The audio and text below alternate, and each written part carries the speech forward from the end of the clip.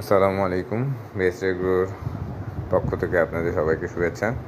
আমরা এর আগে যে পেঁপের বাগানের যে মাটি প্রস্তুতির কাজ সেটি দেখিয়েছি। আজকে আমরা দেখাচ্ছি সেটা হচ্ছে আমরা অলরেডি যে বেড সেই বেডগুলো তৈরি করা আমাদের হয়ে গেছে এবং পেঁপের চারা লাগানো হয়ে গেছে।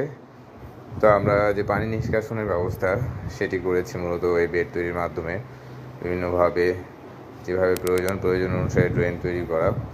আমরা আপাতত যেভাবে বেডটা তৈরি করেছি সেটা হচ্ছে যে বেডের উপরে আমরা পানি দিচ্ছি, কারণ এইখানকার যে মাটির যে ধরন সেটি পুরোটাই বালু মাটি, বেডে দোআঁশ মাটি। এই কারণে এখানে দেখা যাচ্ছে পানি ঠিক মতন প্রচুর পানি দিতে হয়, পানি থাকে না, পানি দেওয়ার সাথে সাথে চলে যায়। সেক্ষেত্রে আমরা আপাতত সরাসরি বেডে পানি দিচ্ছি।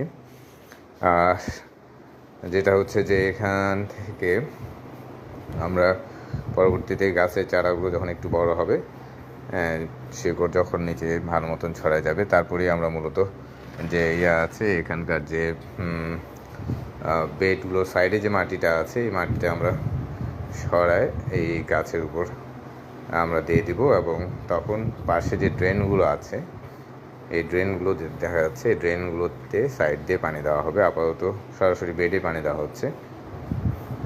গাছের আকার বড় হওয়ার সাথে সাথে এই বেডের মধ্যে আমরা মাটিগুলো, সাইডের মাটিগুলো গাছের গোড়ায় দিয়ে দেবো এবং মাঝখানে যে ড্রেনটা হবে সেই ড্রেনটা তখন বড় হয়ে যাবে, এটা ড্রেনেই মূলত পানি দেওয়া হবে।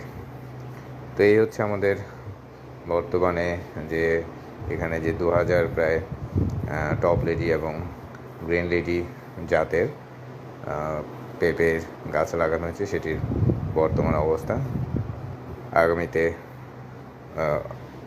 যে অগ্রগতি হবে সেগুলো আপনাদেরকে ধারাবাহিক দেখাবো ইনশাআল্লাহ।